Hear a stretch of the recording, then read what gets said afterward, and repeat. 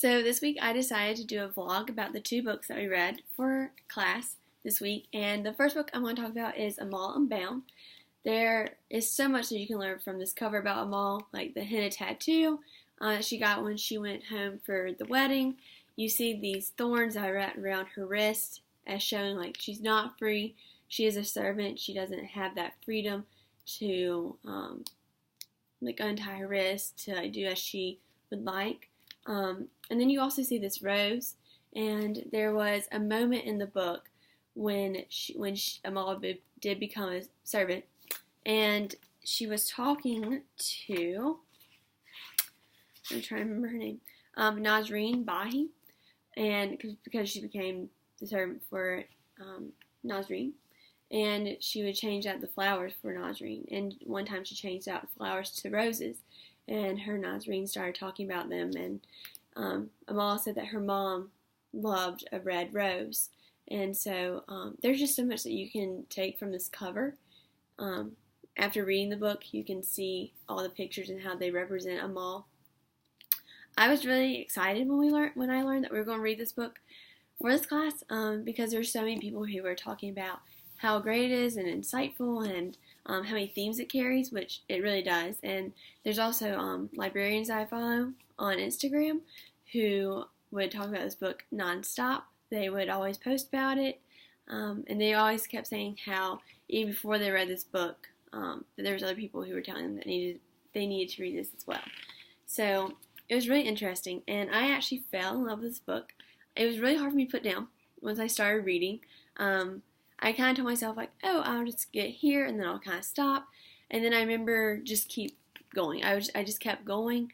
I was like, okay, I'll stop at page 50. Nope, I'll keep going. No, I'll stop at page, 80. Oh, I'm going to keep going.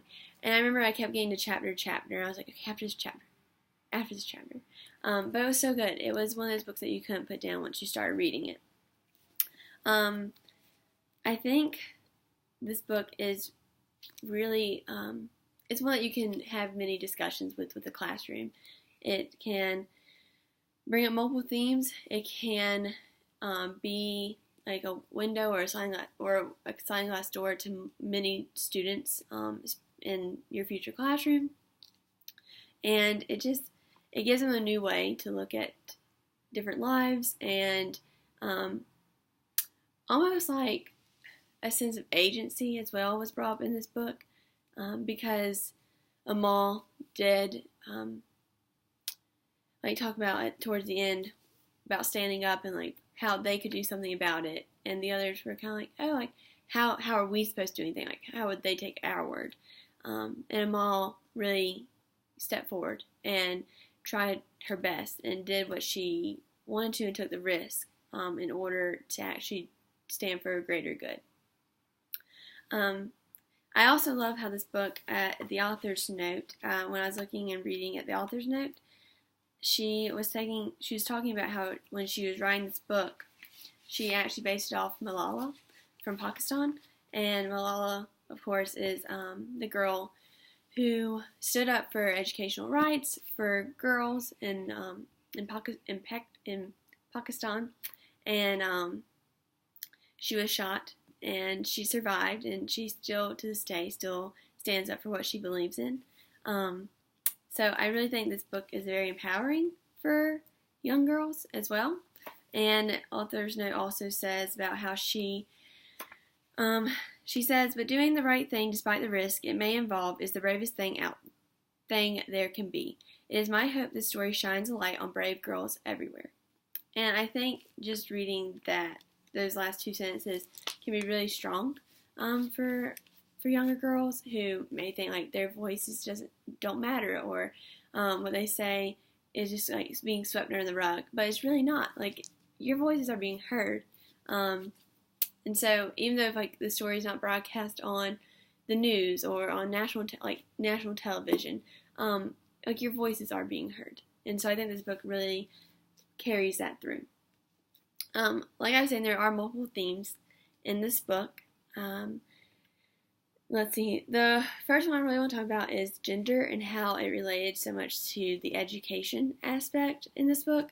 So obviously it was known that girls really didn't have that great of an education, um, or like people thought that they should have that great of an education in Pakistan, but it showed that in this book. It really did. When it was towards the beginning, I remember that, and Amal was meeting Omar by the creek, I think it was, by the river or the creek, and she had to bring her books that she wanted to read because the library was so much bigger at the boys' school than it was at the girls' school, and so there were so many books that Amal wanted to read, but weren't available to her. So Omar would have to sneak them out or just take them out, and then he would give them to Amal so she could read them. And that really speaks highly, or not highly, but really speaks volume, because it just shows how, how much more education was appreciated for men than it was for women, and just showing like, okay, well, even though like there is a girls' school, your library is going to have fewer books in it, just because it just wasn't as important to others for females to have that type of schooling or to have that selection or range of books. Another part was when Amal was going to school, and she really loved it. She loved helping with the teacher. She loved reading. She loved writing. She loved math. She just loved everything, every aspect of school possible. And her sister, one of her younger sisters, was also going to school too at the same time. But then when her mom was giving birth, she became very, very depressed and weak, and she didn't really want to eat anything. And so Amal, since she was the eldest sister, was the one who had to step up and take care of her younger sisters, like the much younger ones. So she was stuck at home and having to take care of the younger sisters because her mom couldn't at the time, because of her depression and just everything after having the baby. And it was also hard on the family because they wanted a boy, because they wanted someone, which we later found out, they wanted someone who would be able to take over the family crops and like everything this family had worked so hard for, because once the female became old enough to marry, she would marry into another family, and then they would then continue on what the husband's family would do. It would no longer be Amal taking care of her family's crops or her family's house or anything like that. It would just be the female would just go ahead and go straight into the husband's family, and that was that. Like they would take care of the husband's family, property and things like that. So they really wanted a boy because they've already had 4 girls, and so they ended up having another girl, which was really sad for them. And like later on, the mom says about how she wasn't upset because she had a girl. Like, she loved her girl because it was part of her. Like, she still loved the girl no matter what. But they were really hoping for a boy, and like I said, because of taking over the family property and carrying on the name meant so much. And so having another girl meant that they weren't having any other child soon that was going to be able to take over the family property. And Amal's dad was actually the only one in his family who was a boy. I remember it saying that somewhere in the book. And so he was the only one who would actually like stay behind and take care of the family property. So that was a lot on him, I'm sure of. And then he also worked, and he wasn't really around so much because he was trying to take care of everything else. But yes, so going back to the education, Amal just wasn't able to go to school, and she wanted to so bad, and there was parts in there where she would look at her uniform because of how much she missed it, and she remembers it like hanging up, and it was so pressed and ready to go for school, and she just kept remembering how she couldn't put it on because she had to stay home. Or like when she went to the market, she had to take her sisters with her. It was just things like that. And so I remember just her begging her dad to go back, and he was just saying, like, no, you can't right now. Like, it's just not the time. And then I remember on a certain page, it's page 159, it's when she came home from, it's when she got a break from being a servant, and she came home, and she wanted to see Omar, and his mother had told her that he was at orientation, and earlier in the book we did learn that Omar wanted to go to a college, and so he was at an orientation for that, for boarding school. It was a boarding school he wanted to go to, and so Amal said, let's see, after the mom had said he starts in the fall and they wanted the new students to come spend the weekend there to get acquainted, he's going to be so upset that he missed your visit. And Amal said, I'm so glad things are moving along with that. Then it says, and I was. If my own future had to be yanked away, at least Omar had one. And I think that was just a very powerful statement in this book, because it shows like just how much Amal is missing out and how much she really had hoped for a future, doing something that she wanted to do, like going to further her education, but now she's a servant because of what she did. But yeah, so now she was a servant. I remember there's another theme about power in this book. It was, I'm trying to remember, I know there's one on page 99, but this was like later on, 199. And this was like way later on in the book. This was when Jawab Sahib, he was talking, this was all about when the papers started coming out and saying how there was a missing person and things. There was just a lot going on. And then this was when Amal had just met the father, Khan Sahib, and she was thinking like how much she had heard about him and how he was basically like the boogeyman. When she was younger, her mom would tell her and her sister stories about Khan Sahib and how bad and mean he was, and how Amal had this picture in her mind that he was going to be like 10 feet tall and would have like sharp teeth, and how one of her friends like thought he would breathe fire, but here she was actually seeing him in this new light and a new perspective. And when she like saw them and things, she said in her mind, she was thinking, he and Jawad Sahib were powerful and mean-spirited men, but maybe, just maybe, even they weren't invincible. Because there was so much power given to this family from the very beginning. They've always ruled over her village. They were very rude, according to many families in this village.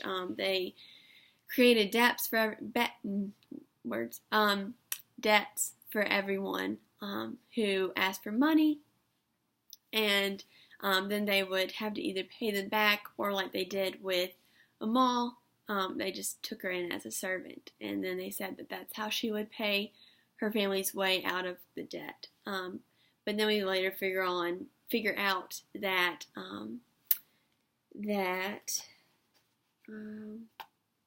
sorry, I'm just trying to find the page.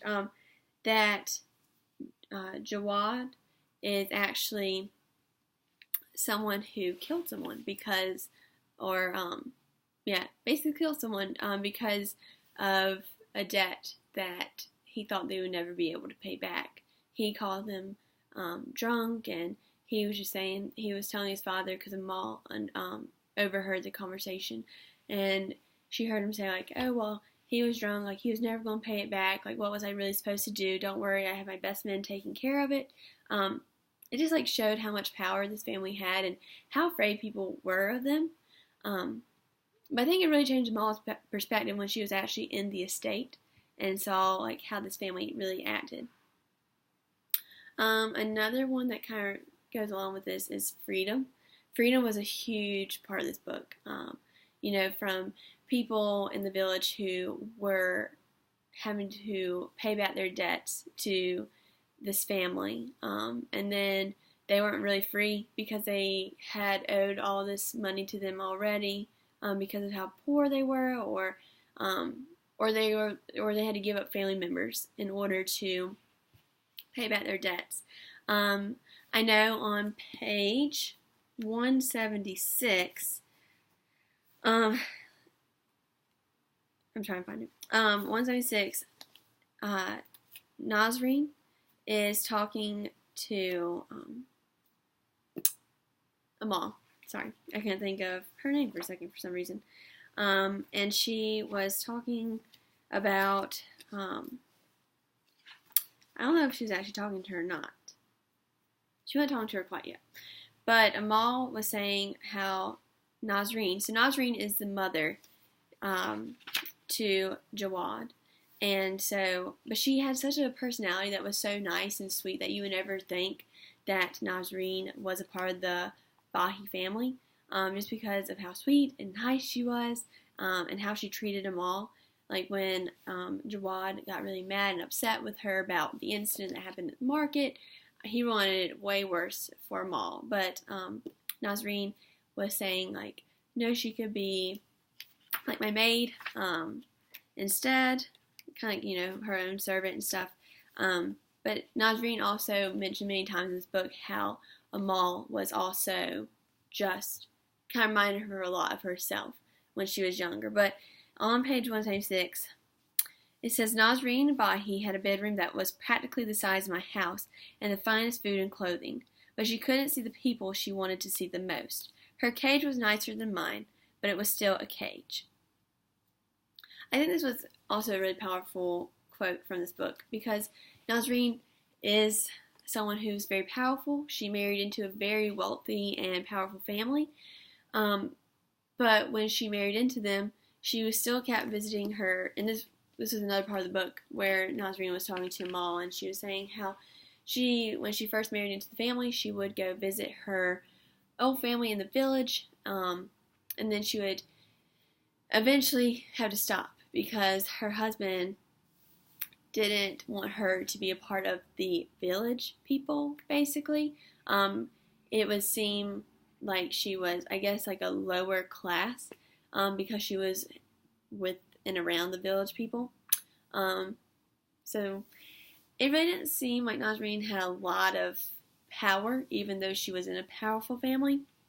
So she wasn't really free, it felt like, most of the time, because she was basically always in this state. I never really saw her like going out except when she had to find new clothing and accessories to wear out and things. But other than that, I never really heard of her leaving the state that much.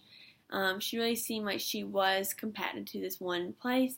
And then she was like told that she couldn't visit her actual family anymore because of how they were. But she tried to make it seem okay, because then she was saying how Khan would pay for her family and give her family money. But at the same time, like, that doesn't make up for the relationship that's no longer there. Now it almost felt like, because of how powerful her family was, that she was just giving money to them because they were poorer than her, or they couldn't afford as much as her, basically saying they were poor. And I think like that's almost degrading to the rest of the family, just because of like, here's your money, but I can't actually see you, which wasn't really her decision anyway. Also, she told Amal about how she used to love to garden. And then Amal asked her, like, oh, do you still garden? Like, is that still a thing that you do? Like, what do you grow in your garden?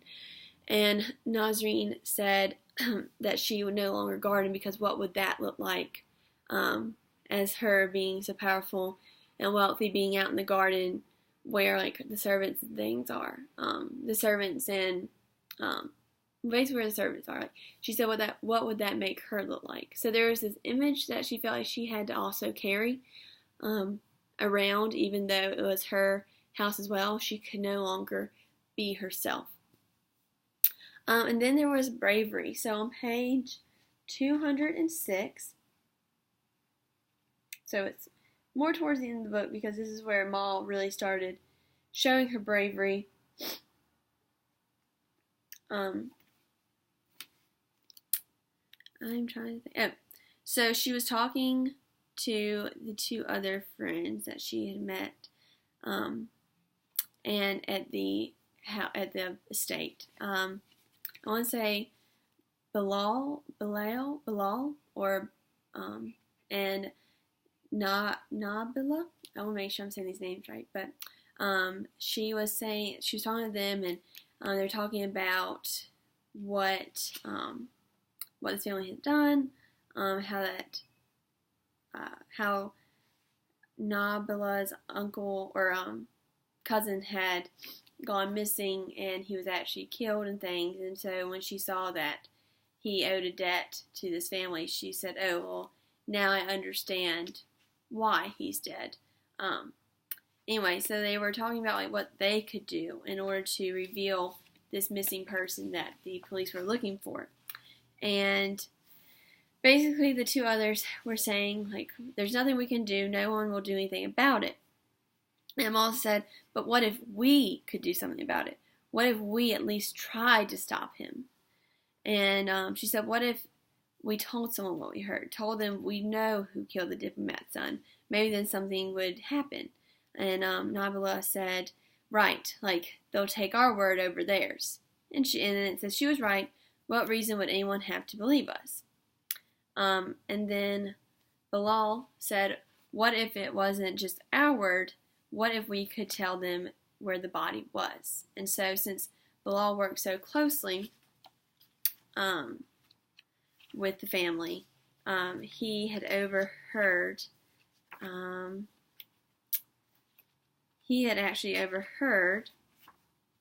sorry, I'm just trying to get my thought together.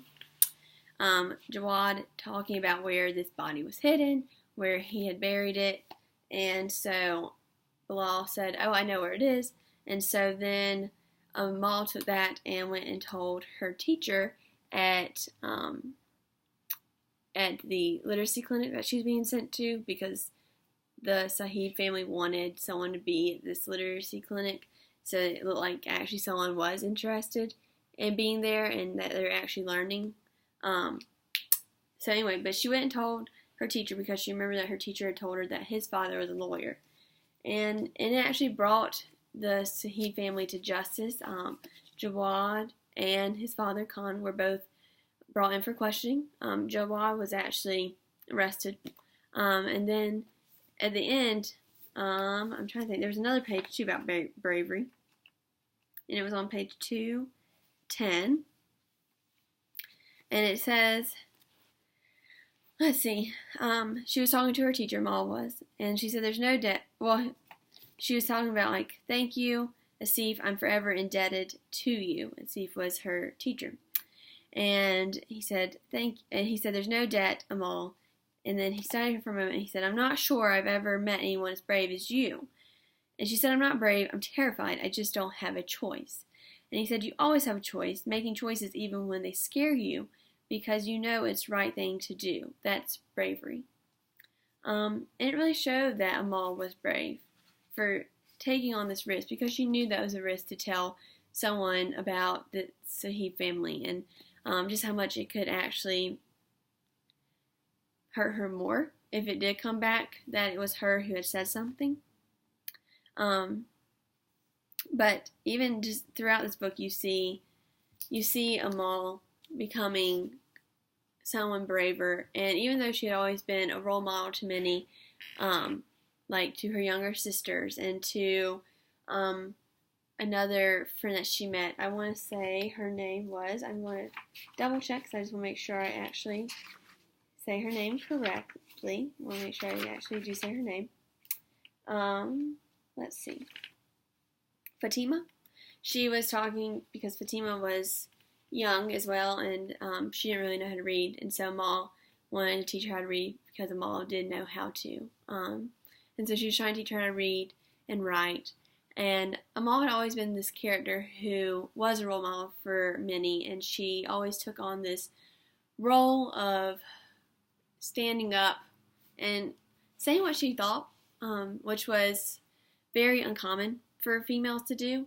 And it still is uncommon for some females to do, especially in Pakistan. And so she really just wanted to make sure that her words were actually heard. And there was times where she just had to bite her lip because she did not want to say, or bite her tongue because she didn't want to say anything too strong. But you just see her really growing as a person throughout this book. But she was also the same too. But I really did truly love this book. I think it can be a connection to many people and many students who do read this book. I think it also gives a sense of, like, no matter how young you are, you can still take on so much, you still have so much power, and your words do matter, and people are listening. I also think it just, like I said, it gives a sense of agency, basically, because Amal is young when all of this was happening. Her world turned completely upside down when she became a servant. She came from a pretty wealthy family for the most part. They also had like a servant of their own. And so she came from a pretty wealthy family, and for her whole life be flipped upside down, and then to take it and turn it into something good is a very powerful statement. And so there were so many themes in this book, and so I just love this book. It was great. I want to read this book to my future class. It was just like a read aloud that does so much. But there's so many ways that you can pull this book and connect it into the classroom. And so I think it's just one of those that needs to be on a bookshelf somewhere in your classroom, and definitely needs to be read to students to show them, like, no matter how young you are, you can stand up for what you believe in. It also shows what other children are going through in this world. It gives them the chance to look into someone else's life. So there's so much that can be taken from this book, and I cannot wait to use it in my future classroom.